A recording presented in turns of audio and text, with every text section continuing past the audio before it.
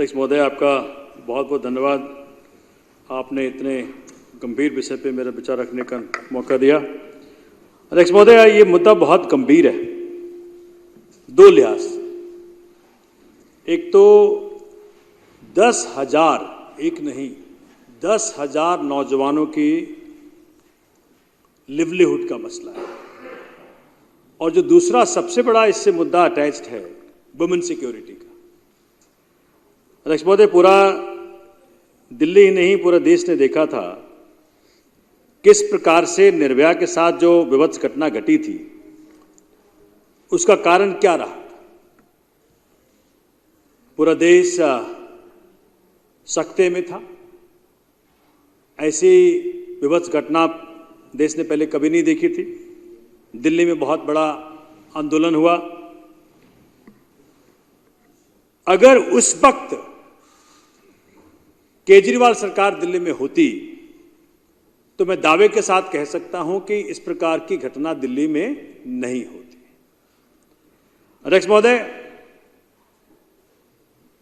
बसों के अंदर मार्शल, देखिए, चूंकि कुछ सब्जेक्ट्स मैटर्स जो हैं वो दिल्ली गवर्नमेंट के अंतर्गत नहीं है कॉन्स्टिट्यूशनली, कुछ भाजपा के लोगों ने अनकॉन्स्टिट्यूशनली छीन लिया। लॉ एंड ऑर्डर हमारे पास नहीं है, पुलिस हमारे पास नहीं है, ठीक है, लेकिन हमने गिव अप नहीं किया, हमने छोड़ नहीं दिया। अपने दिल्ली की माताओं, बहनों, बेटियों को छोड़ नहीं दिया।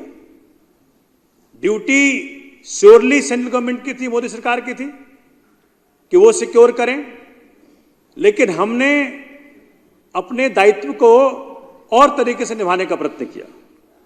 बसों के अंदर पहली बार पूरे देश में सीसीटीवी कैमराज लगाया गया। बसों के अंदर पहली बार पूरे देश में पैनिक बटन्स लगाया गया, और बसों के अंदर पहली बार बस मार्शल के जरिए लेडी सिक्योरिटी का, महिला सुरक्षा का प्रबंध किया गया। अब ये कहते हैं कि बेटी बचाओ बेटी पढ़ाओ, हमने तो आज तक नहीं देखा कुछ जिन्होंने बेटी बचाने को प्रबंध किया हो। अध्यक्ष महोदय, 2015 में जब ये फैसला सरकार ने लिया था कि हमें बसों के अंदर महिला सुरक्षा के लिए बस मार्शल को डिप्लॉय करना है, तो ये संख्या करीब 10,000 की थी, और 10,000 से ज्यादा परिवारों को इस प्रकार से रोजी रोटी और महिलाओं की सुरक्षा का प्रबंध किया गया। हम सबको मालूम है किस प्रकार से दिल्ली के अंदर घटनाएं उस वक्त होती थी, बस मार्शल आने के पहले हुआ करता था। और सबसे बड़ा मुद्दा जो हिंदुस्तान के अंदर है, खास करके वुमेन क्राइम्स के ऊपर, चूंकि वुमेन को कॉन्फिडेंस नहीं है कि मुझे इसमें न्याय मिलेगा कि नहीं मिलेगा, इसलिए वो रिपोर्ट ही नहीं करते थे। कहीं बस में छेड़खानी हुई, कहीं कोई घटना घटी, उसकी रिपोर्टिंग ही नहीं होती थी। तो पहली बार दिल्ली की महिलाओं को, दिल्ली की बेटियों को केजरीवाल जी के कारण एक कॉन्फिडेंस मिला कि हम रिपोर्ट कर सकते हैं। तो जो बस मार्शल सामने खड़ा हुआ है, उसके खड़ा होने मात्र से ही बस के अंदर एक सुरक्षा का माहौल हुआ करता था,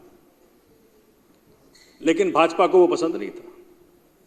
तो मैं ये दावे के साथ कहता हूं कि जिस प्रकार से महिलाओं की सुरक्षा के साथ खिलवाड़ किया गया, बेटियों की सुरक्षा के साथ खिलवाड़ किया गया, ये साफ साफ ये दर्शाता है कि भाजपा का ये नारा कि बेटी बचाओ खोखला है। इन्होंने कोई प्रयत्न नहीं किया, इन्होंने कहीं बात नहीं की। ये अक्सर हमारे खिलाफ मुद्दा उठाते रहते हैं, लेकिन जब बस मार्शल के ना होने से जो इनसिक्योरिटी पैदा हुआ बस के अंदर, जो महिलाओं का सुरक्षा का मामला पैदा हुआ, उसके खिलाफ उन्होंने कहीं चूं तक नहीं किया। अध्यक्ष महोदय, ये बार बार मुझे याद है, एक बार खड़े हो गए थे विजेंद्र गुप्ता जी टेबल पे ऊपर, अरविंद जी ने कहा था बड़े हमारे पास एक ही एलओपी है, मत जब्त कर जाओ। तब ये सोच रहे थे कि अरविंद केजरीवाल जी कुछ नहीं करेंगे, तो अरविंद जी ने कहा था उस दिन कि आप लीड करो, हम सब चलते हैं। अध्यक्ष महोदय, ये चूंकि जिस प्रकार से सौरभ जी ने भी एक्सपोज किया, इनको हो क्या रहा है, इनको लगता है कि हम लोग उस प्रकार से इनको एक्सपोज नहीं कर पाएंगे। लेकिन जब से इन्होंने सर्विसेज मैटर छीना है, इनका एक ही तरीका रहा है। सर्विसेज मैटर छीनने के बाद पूरे दिल्ली में एक माहौल पैदा करने का प्रयत्न किया कि देखो जी इनसे काम नहीं हो रहा, देखो जी बस मार्शल से नियुक्त नहीं हो रहे, देखो जी जलवोट के अंदर काम नहीं हो रहा। लेकिन पूरी दिल्ली जान गई है कि दिल्ली में एकमात्र काम जो दिल्ली वासियों ने बीजेपी को सौंपा था वो था लॉ एंड ऑर्डर, पुलिस। लेकिन आज पूरा देश बदनाम हो चुका है कि दिल्ली जो देश की राजधानी है वो गैंगस्टर का एक अड्डा बन गया है। दिन दहाड़े गोलियां चल रही हैं, दिन दहाड़े छुरेबाजी हो रही है। सोमनाथ जी, चर्चा मार्शल और मैं ये उसी पे आ रहा हूं, क्योंकि हमारे पास पुलिस डायरेक्टली नहीं है और इसी कारण से हमने कई सारे ऐसे तरकीब अपनाए जिससे हमारी बेटी की सुरक्षा हो सके। अध्यक्ष महोदय, पैनिक बटन, सीसीटीवी कैमराज, बस मार्शल्स इसीलिए बसेज में थे कि हमारी बेटियां सुरक्षित रहें, लेकिन उन्होंने उसको असुरक्षित कर दिया। और ये दुनिया को बताते रहे कि जी नहीं, देखो अरविंद जी नहीं कर रहे हैं, अरविंद जी नहीं कर रहे हैं, अरविंद जी नहीं कर रहे हैं। तो शुक्र करो कि हमारे मंत्रीगण सारे पढ़े लिखे हैं, हमारे मुख्यमंत्री पढ़े लिखे हैं, पिछले वाले भी और अभी वाले भी। तो इन्होंने एक्सपोज कर दिया कि सर्विसेज मैटर छीनने के बाद बस मार्शल की नियुक्ति का ताकत सिर्फ और सिर्फ एलजी साहब के हाथ में था। इन्होंने क्या किया, अक्टूबर 2023 में फॉर्मली 10,000 बस मार्शल्स को बर्खास्त कर दिया। अब ये जब मुद्दा बना, जब इनको लगा कि भाई आम आदमी पार्टी को बदनाम करने का इनको एक टूल मिल गया है, यंत्र मिल गया है, तो हमारे मंत्री साहिबान ने भी, सौरभ जी का धन्यवाद करता हूं कि इन्होंने पूरे दिल्ली के सामने बीजेपी को एक्सपोज किया। और जिस हद तक वो गए, इतिहास है, मुझे लगता है पूरे देश में किसी मंत्री ने यह कदम नहीं उठाया होगा आज तक कि एलओपी का पैर पकड़ ले। ये अपने आप में बहुत बड़ी बात है अध्यक्ष महोदय। दिल्ली वासियों को दिखा कि आम आदमी पार्टी के सरकार का मंत्री किस हद तक हमारे लिए जा सकता है।